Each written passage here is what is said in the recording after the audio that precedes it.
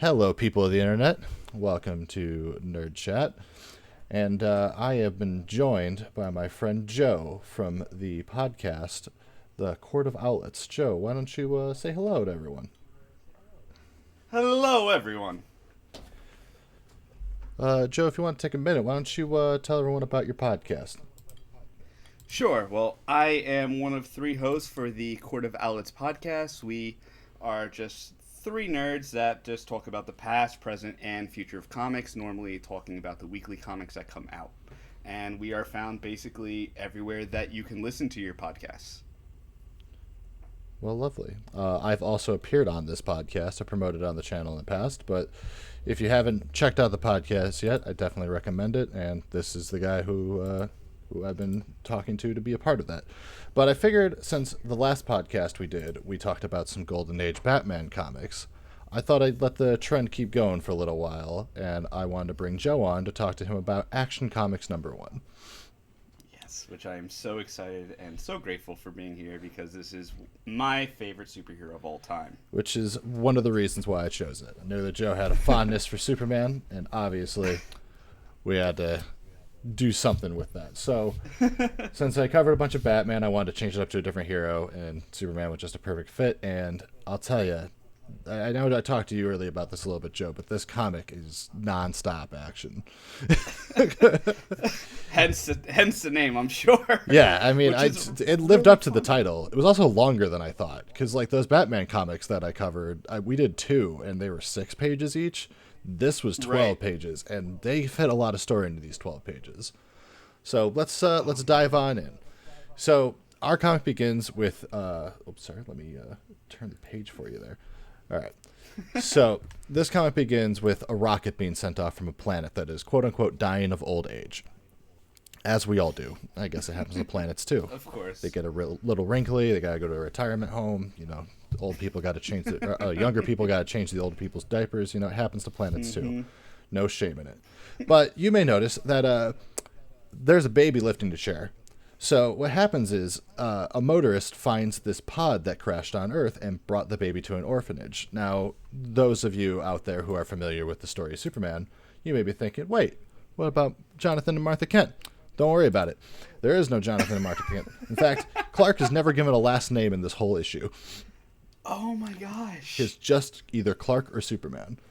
So the people at the orphanage are obviously a little flabbergasted at the fact this baby seems to be incredibly strong. And as he grows, we get a display of his powers. He's able to leap tall buildings in single bound, lift steel girders above his head, outrun a locomotive, and nothing short of an explosive shell from a tank is able to penetrate his skin.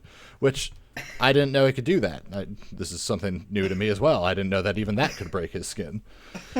So after we get this display of his abilities, Clark, he had like this realization as he grew up that these powers must be used to benefit mankind. And so was created Superman, champion of the oppressed, a physical marvel who has sworn to devote his existence to helping those in need. That's what it says underneath that Superman part at the bottom. But you may be thinking, Joe, these powers seem impossible. But don't worry about it. The comic explains to you that even in our own world, we have ants who could lift weights far beyond their own. Grasshoppers who could leap, what in human terms would be several blocks. And this is just another alien species that has evolved in just such a way. And that's what that bottom corner is. It's all about explaining why that might be possible. The label above it that I have to take out for copyright purposes, it just says like the science behind Superman. Oh my gosh. So moving on, this woman's being kidnapped by Superman as far as I can understand. Oh my god. She's tied up and bound. He just leaves her outside. And as Superman's running away, he says something about make yourself comfortable. I haven't had time to spruce up the place or something like that. He just leaves her in the yard of this place. So where he's going is he's going to the governor's house for reasons. So he goes, you see him knocking on the door, and this is the butler. It's the middle of the night. He's like, you can't come in this house. What are you doing? And he's like, I need to talk to the governor now. And it's like, dude, you can't come in. Come talk to him in the morning. He's like, no, a woman's life is at stake. And he busts down the door, as you can see. Dude's obviously startled, and he's like, no, you can't talk to the mayor or the governor. And he's like, well, fine, I'll bring you up to him. And he just grabs him by the robe and walks him upstairs. So what's happening here, in the worst portrayal of how I would ever expect someone to bring this across to me, this woman is on trial for, or like she's about to be executed for a crime that she didn't commit. And Superman has proof. We're going to see here. He's trying to get to the governor behind this steel door, which is the governor's bedroom door. For whatever reason.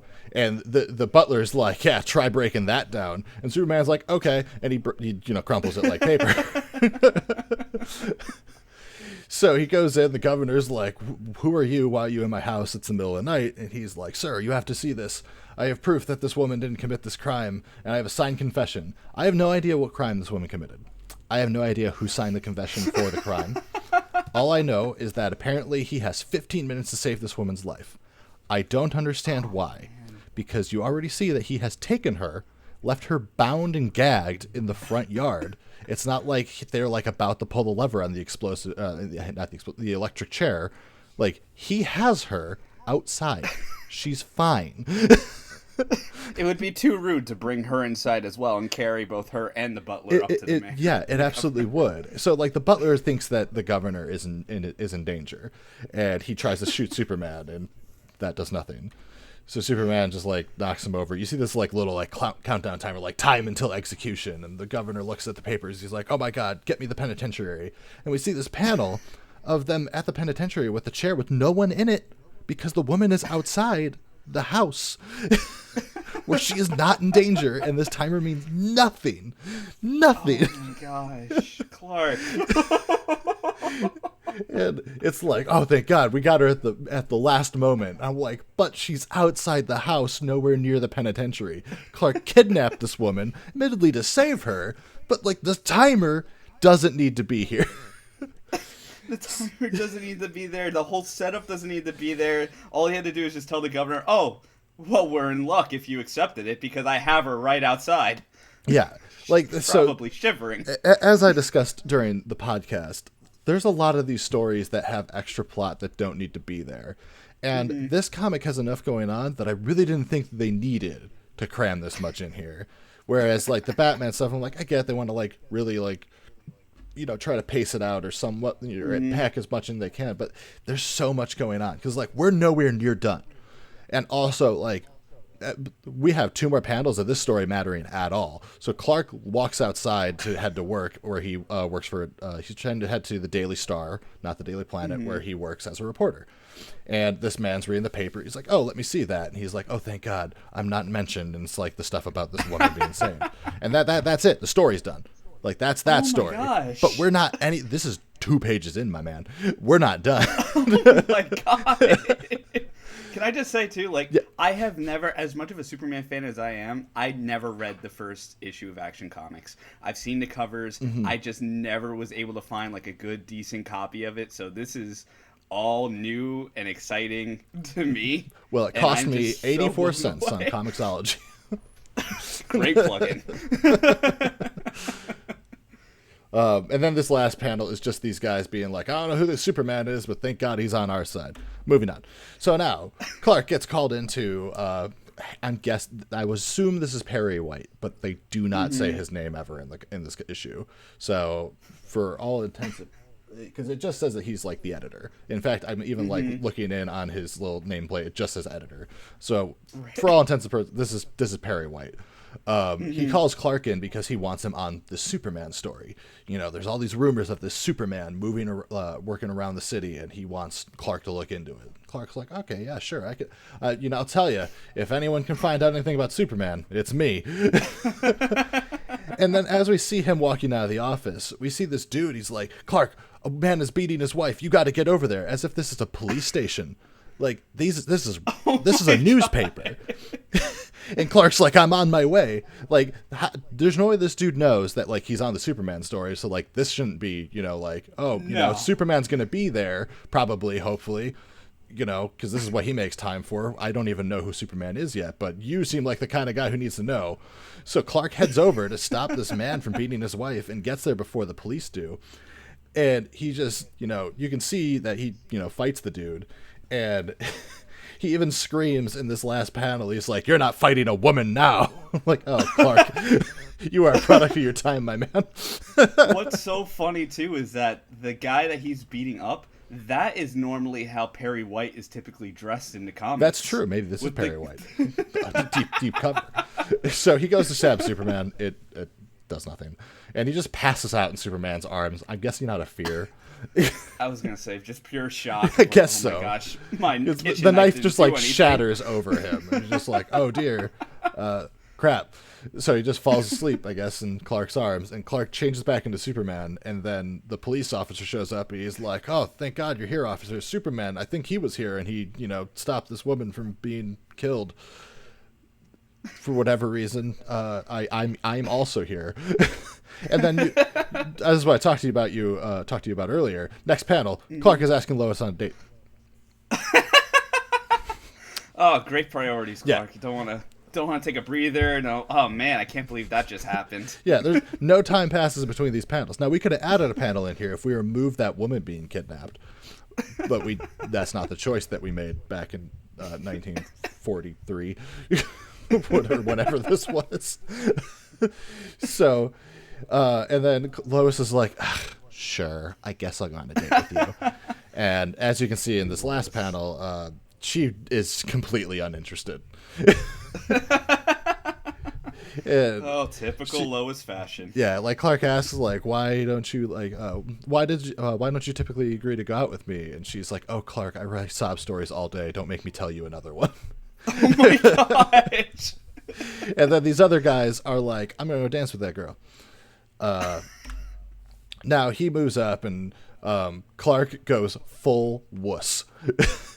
So the dude's like, I'm gonna dance with your woman, and he's like, oh, I don't. Maybe you should just dance with the guy, Lois. I don't want anyone to know I'm Superman, so like, I don't know, just let this guy do whatever he wants to you. And she obviously is not having that, and the dude's like, oh, whatever, he's a wimp anyways. I'm gonna dance with you, and then you can see she slaps him. That doesn't work out. Oh man. So after that, he like rubs his hand in Clark's face, I guess. I'm not really sure what that panel was meant to depict. I didn't even remove text from that one, I don't think. And then Lois like storms off, calling Clark a coward, and she's like, this is exactly why I didn't want to go out with you. You're a loser. And oh my gosh. She gets in a cab and takes off. And these other dudes are like, I'm not going to let that girl get away with slapping me. Let's go do something ominous to her. And they take off after her. And Clark is like already like watching her like leave. But they get in their car and ram the taxi off the road. And they grab Lois and they put her in their car. And they like, as they're driving along, they see, oh God, there's a man in front of us. And they're like, oh, we're going to hit him. Don't do that. And I was like, I thought you guys were criminals. Who cares if you splatter this man all over your car? But I guess they have some priority. They got some principles. So credit where credit's due. Of course. But Clark just jumps over, or Superman jumps over, and then he like runs after the car and just picks it up. And this is where we get the iconic scene. But right after, so we get the iconic scene of him like shaking them all out of the car, and then they just crush it. So here's what I'm really confused about. Where is Lois in this panel? Like, is it? I was just going to say that. Is she Sorry, the red Lois. in the middle that's being grabbed, or did he shake her out of the car, or did he crumple the car with her in? I don't know. It's not super clear. But anyway, we get this iconic panel from Superman, our first real superhero, crumpling the car, and then he chases down this dude, gives him a wedgie, and hangs him from a telephone pole. Oh my gosh, Clark. I'll show you a thing or two. So yeah, he just gives this dude an atomic wedgie, hangs him from a telephone pole, and it's like, yep, that's enough for me today. And he goes and he talks to Lois. He's like, you don't have to be afraid of me. And he leaps her home in a single bound, and it's just like, all right, deuces, and leaves. Then the next morning, this is classic. A man not taking a woman at her word back in these days, especially because she's like, Perry, Superman saved me last night. And he's like, there's no Superman. And I'm like, dude, yesterday you put one of your reporters on this case, and then suddenly, like, who is, in my mind, your best reporter ever is like, dude, the Superman showed up. I got a story for you. And he's like, are you sure that you weren't seeing pink elephants too? And I'm like, what a freaking prick. He's like, I didn't believe Superman was real for a second. I just had to send Ken on to something because I had nothing for him. Exactly. I'm like, what the hell? So, yeah, that's it. And then he brings Clark into his office, and he's like, I got a story for you. I need you on the... Oh, sorry. Also, Clark tries to apologize, and Lois just completely gives him the cold shoulder. But then Perry pulls Clark into his office. He's like, I got this assignment for you. There's like this war brewing in South America. I need you to go look into it. And Clark's like, I'm on it. Don't you worry. He hops on a train to D.C. instead of where he was supposed to go. So he goes to Washington, D.C. because he wants to follow a lead on this corrupt politician. This whole last part is a fever dream to me, Joe. I'm not positive what happens. So Clark is like looking into this corrupt senator, and he like talks to these people who are like apparently behind it. So you see this guy in the bowler hat, and Clark just grabs him by the leg, and he's like trying to shake him for information. He just runs all along DC on power lines, like trying to intimidate this dude to give him information. And then he like grabs him, and they hop to the Capitol building, and then they hop off of it, and then Clark misses the next building, which I'm almost certain from how like how nonchalant he is about missing, that he did this on purpose, and then that's the end of the comic. Like it's supposed to like pick up next time. Oh my gosh. But I don't know. I could not follow for the life of me what happened in these last 3 pages. Oh, wow. I mean, like, classic, typical, like, well, I can't fly yet, so these telephone poles are going to have to do. Yeah. And then he's going to have to either just make a giant dent into that building, or he's going to have to, like, Hulk stomp onto the ground, so sorry, citizens below. Right. Yeah. So, I guess he's just trying to shake this dude for information about this corrupt politician and who's corrupting him and what. And, that's, don't miss an issue. That's what it says at the bottom.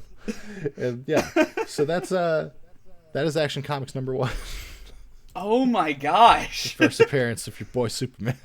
That is nothing like I was expecting. I was just expecting, panel by panel of what we've seen time and time again between the Christopher Reeve movies, Smallville, any adaptation of him.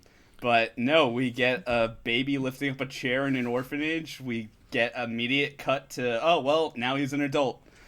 Yep. I mean, little did you know, there was another Superman origin that you never saw this whole time. And I thought I saw them all. And what's really funny is, like, I've also, like, obviously I've read comics a long time. I've talked about older comics a long time. But even I have never gone through Action Comics #1. And I, like, while I've seen, this imagery, I didn't know things like, that, Martha and Jonathan weren't, a thing from the start. Yeah. And just like how minimal Lois's impact was on the Daily Star. Seriously, and not only even that, like, even back to our episode that you did with our podcast, like, such iconic characters that we thought were there since the beginning, like Alfred for Batman. Right, like, they weren't a thing. Mm-hmm. That Robin existed 3 years before Alfred did. Yeah. That's a crazy thought. Wow.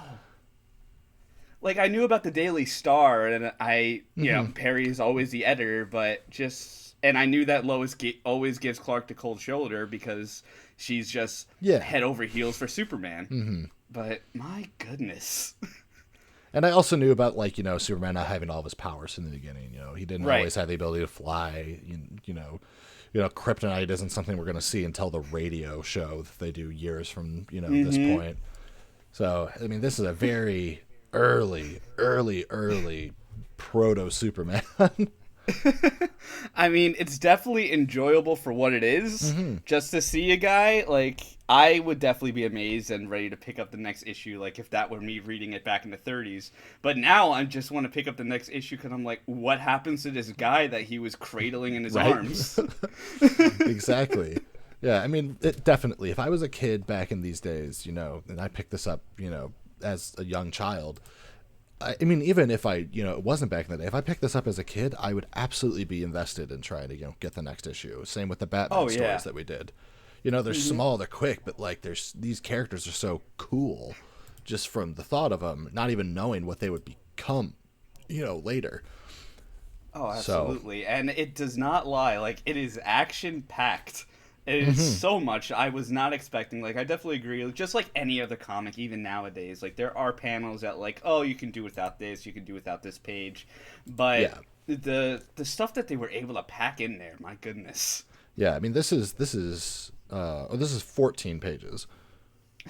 So, but still, what they cram into 14 pages when we're used to, Like, for 24 to, Golden Age. 36 page comics for our stories these days for one issue, and they're all ongoing big stories. But this, we got like 4 like quick stories, just like bam, bam, bam. Oh yeah. Like, do you even remember that Superman kidnapped a woman at the beginning of this and stopped her from being, executed? I didn't. If I didn't write a script about it, I wouldn't remember either.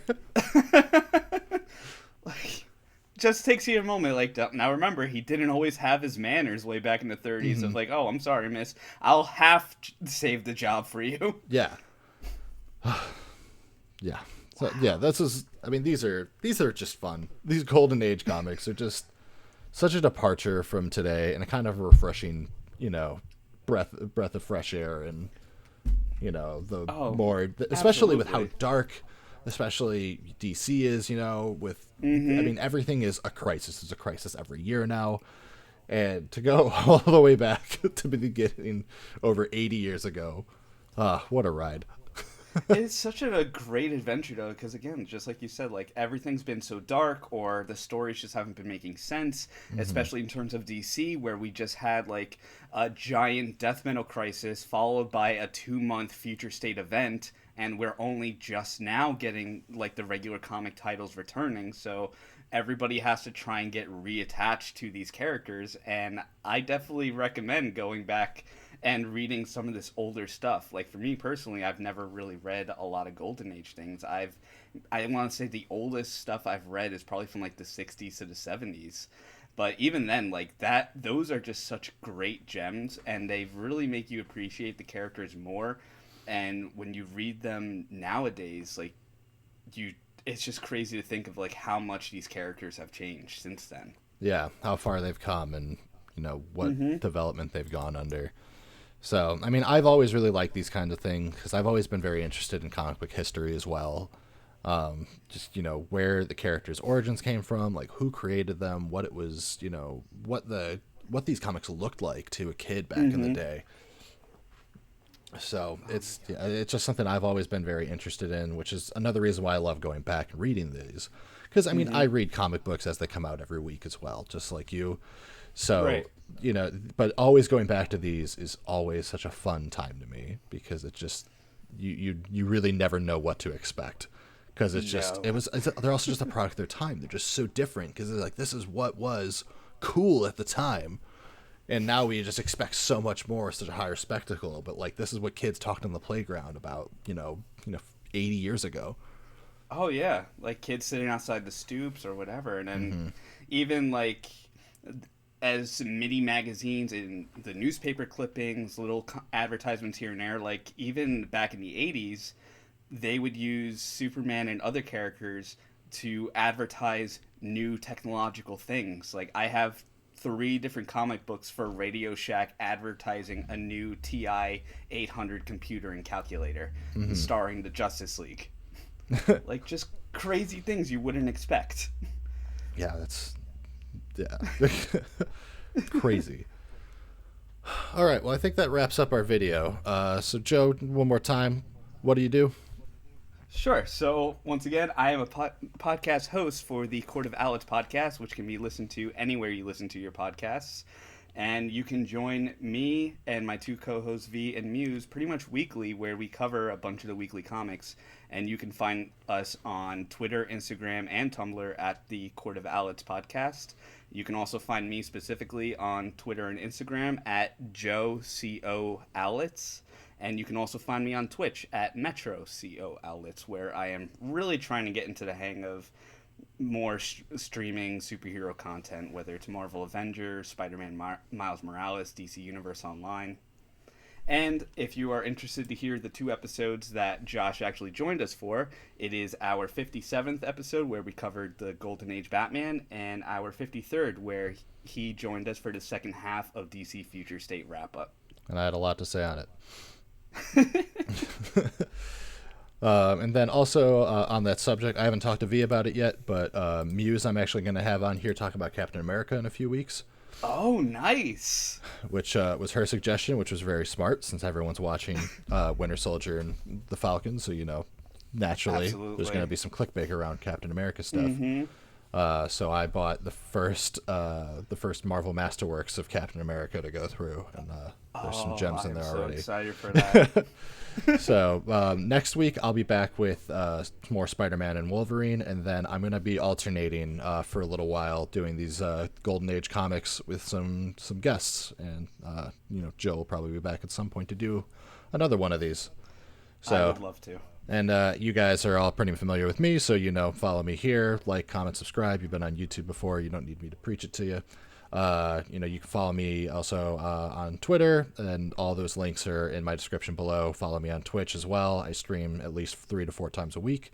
And also join my Discord. You can talk to me directly, and you'll be able to give me suggestions on what kind of comics you'd like to see me cover in the future, or just talk about whatever.